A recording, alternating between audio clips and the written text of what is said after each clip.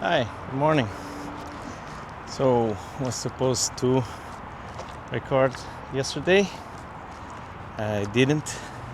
So, recording today about the Thursday night game.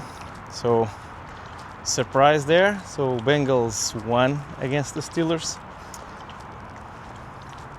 So, Flacco keep hitting Chase. Chase kept making plays, and well, almost all of the history. So I think a lot of people pissed about the Steelers defense. So they kept hitting them on the crossing routes. Nothing was done about it. Yeah. So Pittsburgh started better, and then on the second half, Bengals did a lot of damage. I think 17 points.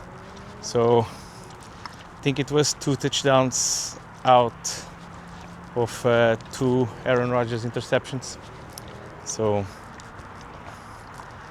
not probably what the Steelers want. Still, Steelers and Bengals were close most of the game. And what some people were thinking was going to be a Steelers blowout win against the Bengals turned out into a last minute nail biter. So Higgins could have scored his slide to get or to give the chance for the Bengals to burn some time, and then they kicked the go-ahead field goal, leaving just enough time for Steelers to try a Hail Mary, which was unsuccessful. So yeah, probably two defenses that will get a lot of talking to from the coaches. And I'll probably need to check this, but I think on Thursday night football there's been some favorites going down, so I'll need to look at it. But yeah, so I think I've seen like some Browns radio jockeys already berating the team, the general manager, but saying that I think they were saying like this was the first time. I think if you look back, there's a lot of turnover on quarterbacks. Probably, if someone puts a gun to my head, I would say that the Browns have the highest quarterback turnover in the NFL by far.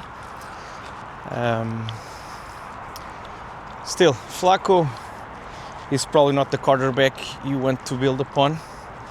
He may retire next year, or as we've seen before, Flacco has nice spirits and then he turns into a pumpkin.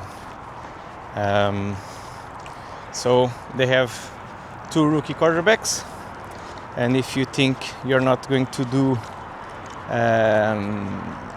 a lot of damage in the division, or if you're not going to make the playoffs, I think trying to see what you have in Dylan Gabriel and Shadur Sanders, see if you can have a quarterback there, giving them games, because they need to develop, and what better way is to give them games.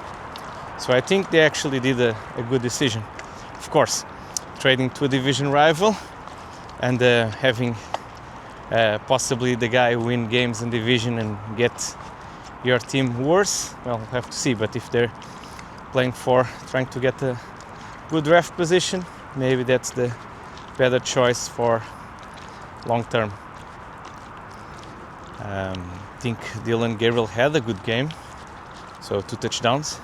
But I think this next game against Miami is going to be quite interesting. I think it's going to be a very windy game, or at least very strong winds.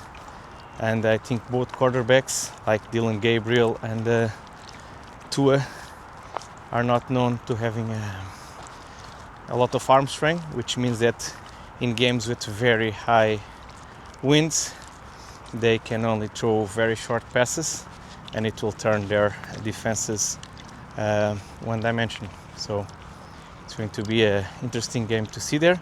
It's also interesting to see if Dylan Gabriel is the quarterback or if Saunders gets an opportunity. Yeah, a lot of people were asking like, why are they going with those types of quarterbacks if they play in a stadium that is with the elements? I think they are looking to build a new one. I think it's a covered one. But yeah, so we'll just have to wait and see.